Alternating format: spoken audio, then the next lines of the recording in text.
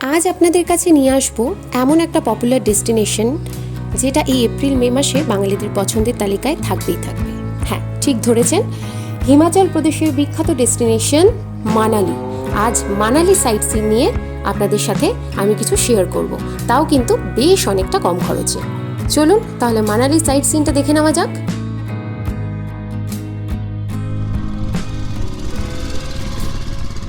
সস্তায় আজ মানালি ভ্রমণটা হয়ে যাক আমাদের সাথে। চলুন তাহলে মানালি ভ্রমণ করে আসা যাক। হোটেলের ঠিক উল্টো দিকে স্কুটি, বাইক, বুলেট বিভিন্ন ধরনের গাড়ি এখানে পাওয়া যাচ্ছে। তো আমরা এইখান থেকে গাড়ি আগে জিজ্ঞেস করব কত কি দাম, পার ডে হিসেবে ওরা কত নিচ্ছে, সবটা কথা বলে তারপর আমরা এগোবো মানালি সাইট সিনের জন্য। আপনারা কিন্তু এখানে আসলে অনেক এরকম দোকান পেয়ে যাবেন যেখানে বাইক রেন্টে দেওয়া হয়। তো আপনারা আপনাদের পছন্দ মতো দোকান থেকে বাইক পছন্দ করে বা স্কুটি পছন্দ করে রেন্ট নিয়ে আপনারা কিন্তু ঘুরতে পারেন পুরো মানালিটা। আমাদের ঠিক হোটেলের উল্টো দিকে হচ্ছে এই দোকান।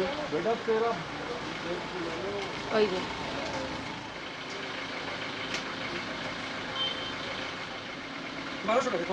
ठीक है बोलते की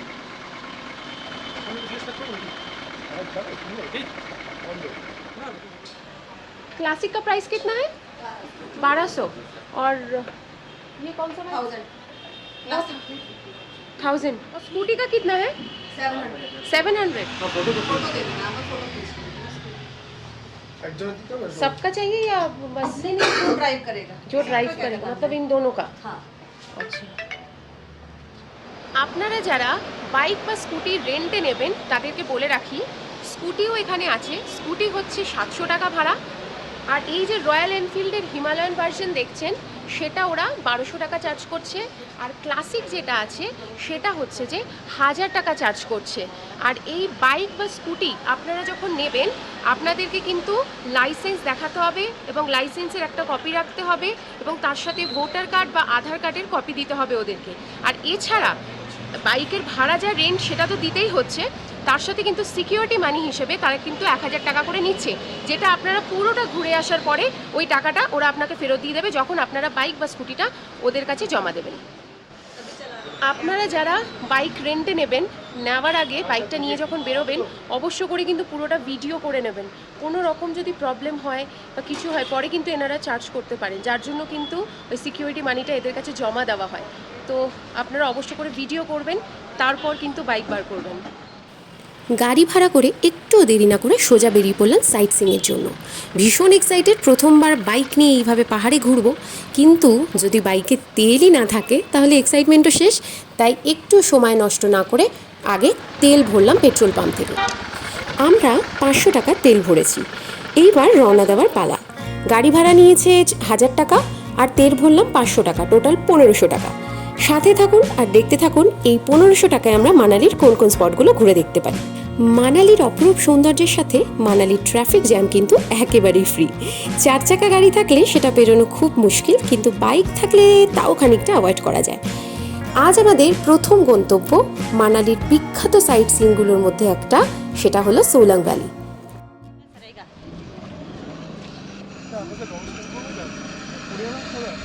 ये फोटो पे जो है ये सर एक्टिविटीज होगा। ये अच्छा अच्छा अच्छा। এনারা এখানে ফটো সমেত দেখাচ্ছি কি কি অ্যাক্টিভিটিস হবে বা কী হবে। যাই এগোই, এগিয়ে গিয়ে দেখি। এইখানটা আমরা বাইকটাকে পার্ক করে দিয়েছি।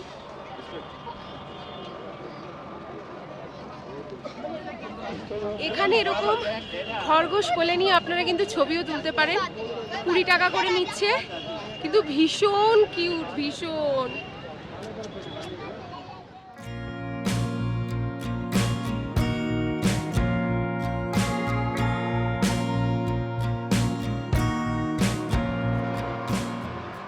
মানালি ঘুরতে আসলে সোলাং ভ্যালি কিন্তু অবশ্যই আসবেন। এখানে কিন্তু বিভিন্ন ধরনের অ্যাক্টিভিটিস আছে, রোপওয়ে আছে, এইদিকে হচ্ছে যে প্যারাগ্লাইডিং আছে, তারপর হচ্ছে যে ওইদিকে হর্স রাইডিং আছে, বিভিন্ন রকমের অ্যাক্টিভিটিস এখানে আছে। রোপওয়ে যে যদি কেউ রোপওয়ে করে ওপরে যেতে চায় তাহলে তার ভাড়া কিন্তু মাথা পিছু 700 টাকা। এই দিক থেকে রোপওয়ে যাচ্ছে ওপরে।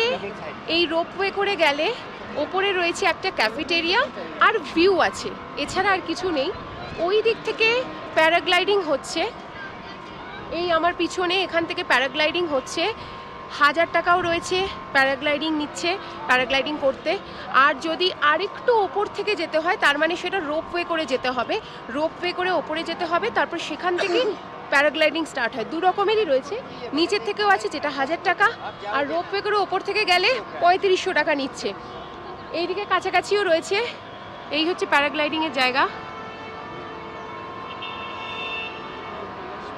ওই যে দূরে প্যারাগ্লাইডিং করছে। এই হচ্ছে রোপওয়ে সেন্টার, এইখান থেকে ওপরের দিকে উঠছে রোপওয়ে করে।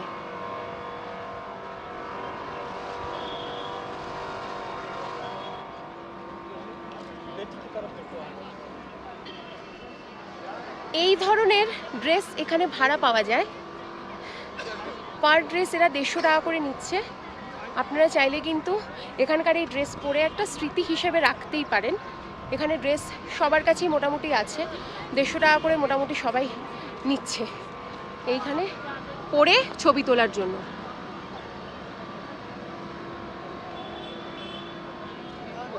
এখানে ঘোড়া করে নিয়ে যাচ্ছে, অঞ্জনি মহাদেব মন্দির আছে, রিভার আছে, ওয়াটারফল আছে, আর তার সাথে সুন্দর ভিউ রয়েছে। ওখানে শুটিং স্পটও রয়েছে। এবং এই হচ্ছে ঘোড়াগুলো, ওরা কেউ বলছে 500 টাকা, কেউ বলছে 400 টাকা। তার মানে আপনারা কিন্তু বার্গেনিং করতেই পারেন। এবং এই যে ঘোড়া করে ওই ওপর অবধি নিয়ে যাচ্ছে তার জন্য 2.5 কিলোমিটার যেতে হচ্ছে, আবার 2.5 কিলোমিটার আসতে হচ্ছে, মানে টোটাল 5 কিলোমিটার। আর এই যে ঘোড়া করে ওরা নিয়ে যাচ্ছে তার ভাড়াটা কিন্তু আপনারা বার্গেনিং করে নিতে পারেন। এই হচ্ছে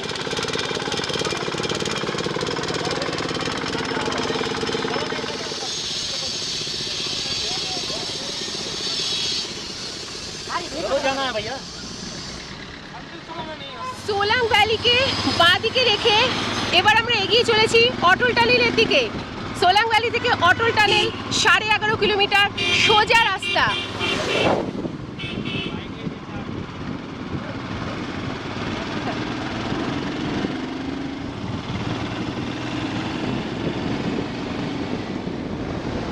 আপনারা যারা বাইক চালাতে জানেন তাদেরকে বলবো মানালি সাইট সিনটা বাইকে করেই করুন, কারণ বাইকে একটু সস্তাও পড়বে এবং ইচ্ছে মতো ঘুরতে পারবেন। কারণ এখানে প্রচণ্ড জ্যাম, মানালির রাস্তায় প্রচণ্ড জ্যাম। আপনারা যদি গাড়ি বুক করেন তাহলে কিন্তু জ্যামেই আটকে অর্ধেক সময় আপনাদের চলে যাবে।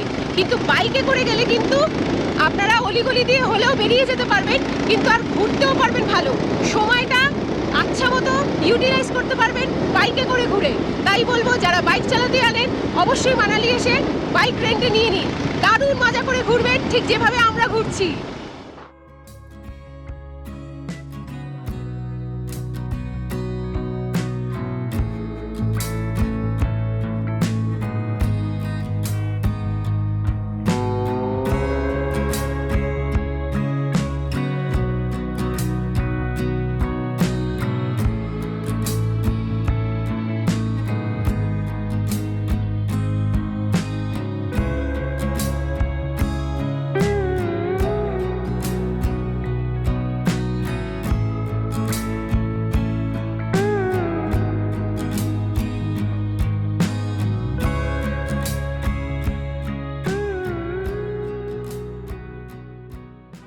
এসে গেছি এখন অটল টানেলের সামনে। 10,075 ফিট উপরে অবস্থিত এই অটল টানেল সব থেকে হাইয়েস্ট আর লংগেস্ট টানেল। কিন্তু এই অটল টানেল কিন্তু 9 কিলোমিটার পুরোটা লম্বা। এইদিকে মানালি আর এইদিকে কাজা দুটোকে পুরো যোগ করেছে এই অটল টানেল।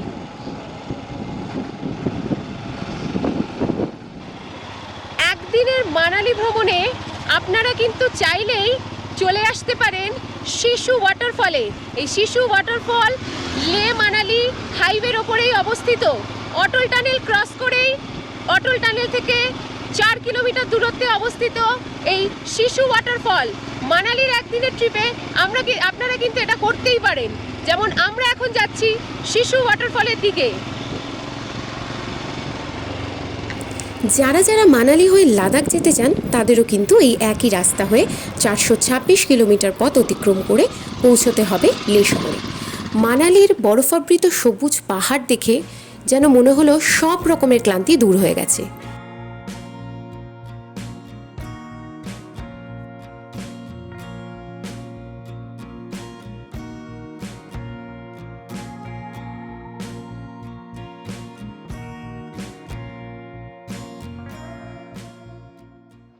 আমরা চলে এসেছি অটল টানেল ক্রস করে লে মানালি হাইওয়ে দিয়ে চন্দ্র নদীর ধারে অবস্থিত শিশুত গ্রামে।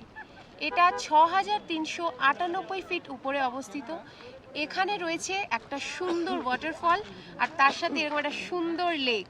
আপনারা কিন্তু এখানে বসে অনেকটা সময় কাটাতে পারবেন এবং এখানে কিন্তু খাওয়া দাওয়ার জায়গাও রয়েছে। আপনারা চাইলে এখান থেকে খাবার দাবারও খেতে পারেন এবং সুন্দর একটা সময় এই শিশুতে কাটাতে পারেন। এখানে কিন্তু বোটিংয়ের ব্যবস্থাও রয়েছে। যদি দুজন মিলে বোটিং করেন তাহলে কিন্তু ওরা আধ ঘন্টায় ৩০০ টাকা নেবে। আর যেটা বড় বোট আছে, যেখানে আপনারা অনেক ফ্যামিলির লোকজন রয়েছেন, সেইটা কিন্তু ওরা ৫০০ টাকা নিচ্ছে। টাইম কিন্তু সেটারও আধ ঘন্টা। এখানে অনেকেই বড় বোট নিয়েছে, কেউ ছোট বোট নিয়েছে, মানে যেটাতে দুজন হবে। আমি একটু দেখাই আপনাদেরকে।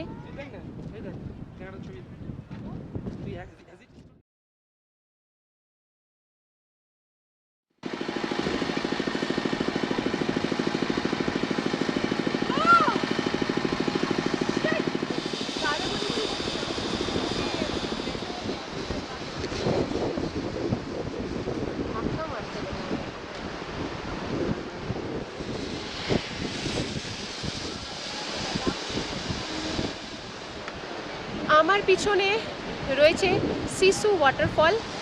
এইখান থেকে জিপলিংয়ের মাধ্যমে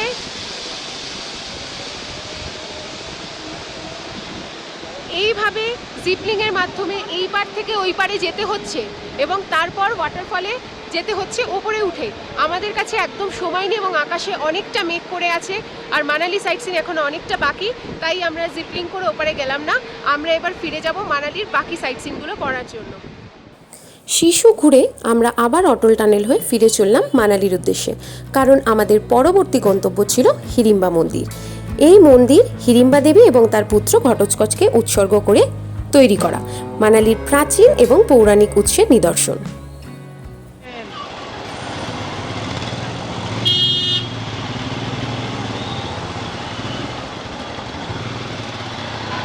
মল রোড থেকে ডান দিকে উঠলে হিড়িম্বা টেম্পল পড়ে।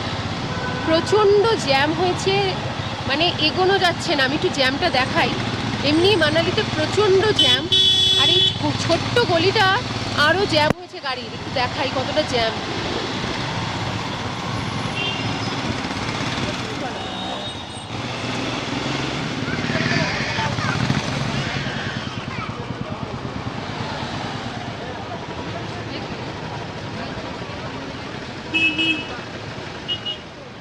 রাস্তায় এত জ্যাম আর তার উপর দিয়ে এত খাড়াই রাস্তা, আমি শেষে বাইক থেকে নেমে গেলাম, কারণ না হলে বাইক এগোচ্ছে না। বিরাট জ্যাম, মানে এতটা রাস্তা আসতে মাথা খারাপ হয়ে গেল। দেখাচ্ছি।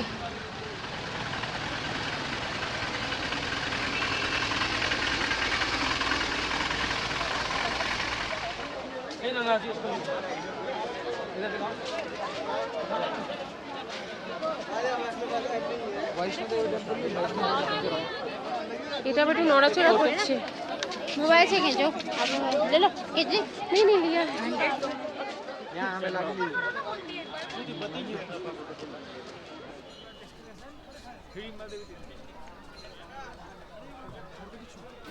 চলে এসেছি হিড়িম্বা মন্দিরে।